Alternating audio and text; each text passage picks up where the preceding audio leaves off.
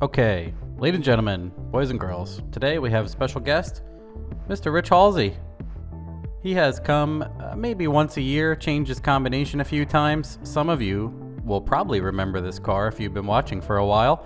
His first iteration, I cannot even remember what turbo, but it was like a 4.8, and it was mostly sloppy mechanic stuff, obviously. It might have even been a GT45. ADE and a bunch of other host of goodies, stock computer tuned, and it did pretty good. I think it went like 130 mile an hour, maybe into the 130s with the 4.8 and the turbo, and he wanted a little bit more, and he eventually put a built 5.3 into the car and had a PT88, and he had some oil pressure issues with that engine, and for this iteration he was like, well, I'm just going to buy a smoky 6-liter. Seems to work good for Matt. And he bought a VS Racing billet 80mm. And I also told him, might as well put the 210s in, go E85. We'll get you hooked up on a flex fuel ECU and all that good stuff. So that's what he did. And he brought it up the other day. And we made 901 horsepower to the tire through the ADE. Pretty incredible. So let's show some wild, crazy dyno pulls for a Volvo wagon. Now, before this first hit, Rich and I heard what we thought was a little bit of a misfire, so we decided to just roll into it on the dyno and see what we would get, what to expect. If stuff heated up and made it worse or better, we could easily track it down. So here's the first hit on wastegate, 13 PSI with a misfire.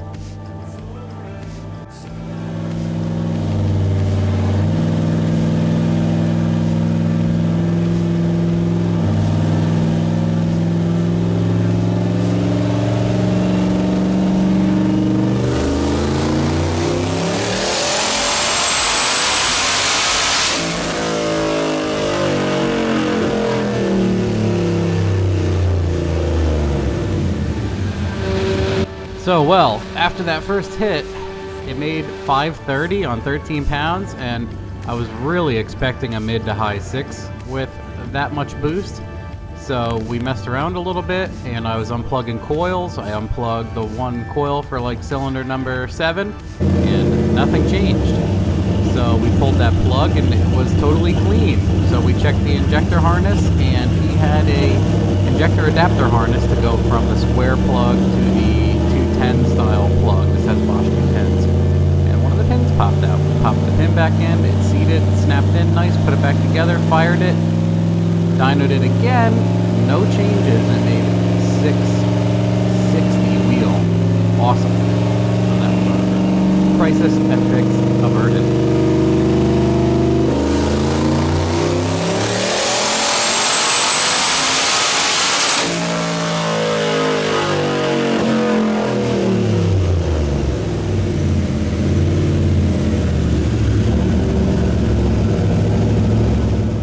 And obviously with that out of the way, we quickly soldiered on with some boost. I think I settled right around 13 pounds, 20 degrees, made 670, 680. We'll review some dyno pulls afterwards. And so we moved on for boost, and then about 18, 19 pounds here, we quickly got into the 750, 800 range. We'll quiet down here as we make a hit.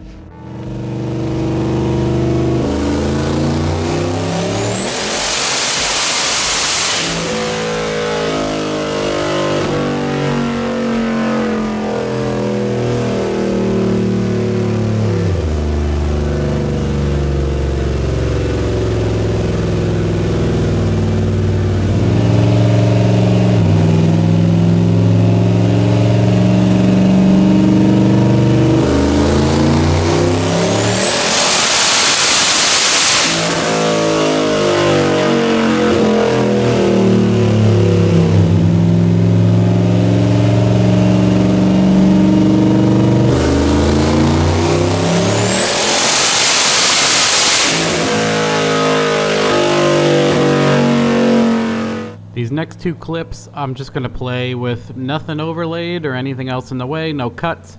It just goes to show you how the 210, the base tune-up and everything has been doing really good. It's come a long way. We've been working on it.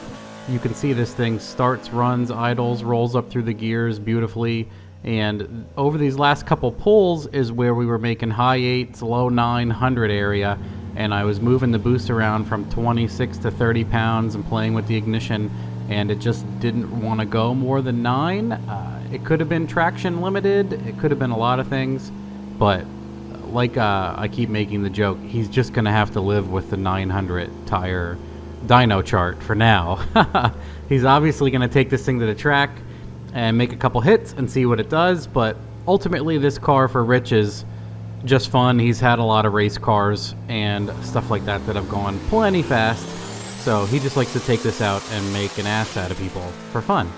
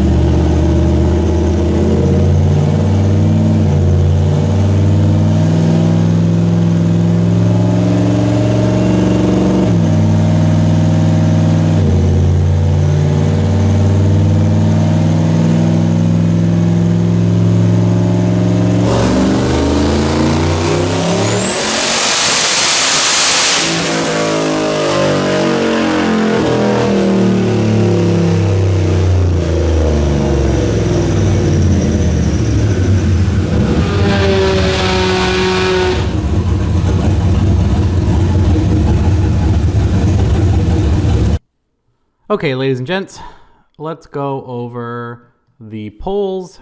Silly me, I forgot to pull the dyno files, but I do have this screen grab of, our big steps throughout the day. So the first hit, it's funny, I had to take a bunch of extra hits here.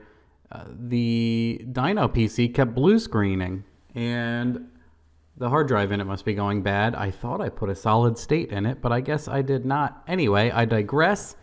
It took a few more hits than normal. We messed around with ignition and everything else, obviously. And on the end here, I was leaning on it because I wanted to see if it would go any more than 9. So we just kept making about 899, 900, 901. Like, that's all she wanted to do. So, and yes, before anybody asks, I already did put this tune on sloppy. I put this tune in the tune cabinet, everything else. Anyway, what we got here is only 660 horsepower on 13 pounds of boost. And then this 849, 750 was the next. Where do we make 750? Did I write it down? 18 pounds, 18 degrees made 750. We're about there. And then 850. So this is why I document stuff. 23 pounds, 16 degrees, 808. 24 psi, 17 degrees, 850. And then this was our nicest with appropriate amount of ignition hit at the end, 901.09. And that was 28 pounds, 16 degrees, which obviously did not gain much over 16 pounds, 11.6 average air fuel. And a funny thing about Rich's car, let me show you some of the logs quick. One thing is he built this with one JGS wastegate at the time, and it has been working. This side, this is a divided manifold. It's actually split and divided turbo. So he has this side getting vented. I believe that's like a JGS 40 or maybe a 50 at the most. It's not huge. That billet 80 is a beast down in there. He doesn't have one on the other side. It's always crept a little bit, but not enough to scare us or not enough for him to really have to install another gate. It always, middle of the RPM band, it's always a little bit low, and then up top it comes up a little bit. It's kind of like a blower car. You know, it makes boost with RPM. Anyway, this was the misfire. This is after we fixed the injector, and then 14 pounds, 20 degrees, a little bit fat, made 780. And then, you know, we added a little bit more timing and we made 671. So we lowered the timing there, obviously. So let me show you this. Let me show you this log. See how it comes up on the boost hump. And then you can see from here, it has a slight climb the whole way. His inlet temps are amazing also. Intercooler doing a great job. Turbo doing a great job. And you can see ethanol content. Where were we? 70%. 70% alcohol. 44% injector duty cycle on the 210s. He has the 210s in a LS6 intake manifold with aftermarket fuel rails. I guess one of the things I should go over, technical specs real quick while we're going over the after show here for you guys, is this is a 740 wagon. It has a 6-liter with 244,000 miles on it. Has a Little John Stage 2 turbo cam. It has a VS Racing Billet 80 turbo, the same one I ran on my truck. He has the 5-inch exhaust going down to a 4-inch, and then it goes out to a tailpipe, and everything else. 210s, rails. He has a stock tank with a modified hat and outlet with 2 Walbro 450s in it. It is running into this aftermarket rails and a aeromotive regulator, and it has the content sensor. There's the clip for it and the return. It has an air-to-air intercooler kit from VS Racing, 3-inch intercooler piping. It has a 4L80E that is stock with a HD2 kit, just like a lot of my stuff. It has a Circle D lock-up torque converter, homemade drive shaft. It has a Explorer 8.8 rear end, and he did a ladder bar setup because he was launching it at the track and started to tear the connectors out for the stock rear end stuff. What he had done before was put the stock Volvo rear end, upper, lower control arms, whatever's going on there, on the 8.8, and it was starting to rip them out of the body. So he did his own fabbed ladder bar setup. So anyway, I believe it's just stock 373s. I'm not totally sure. It has a fairly short tire. The wheel wells are small, so he has the 235 Mickey Thompson 26 by 9-inch tire on there. And I think that covers everything. It's a P59 with my base flash in it, running the ethanol sensor. Everything's working. Bosch 210s. Yeah, I think that pretty much covers it. Let me know if you guys have any other questions on top of that stuff, but that pretty much covers it. Anyway, I will show you how the creep gets worse with higher boost, obviously. It's not terrible here at all. See what I mean? It just slowly comes up, and then, you know, it holds off. It's fine. She just levels off there.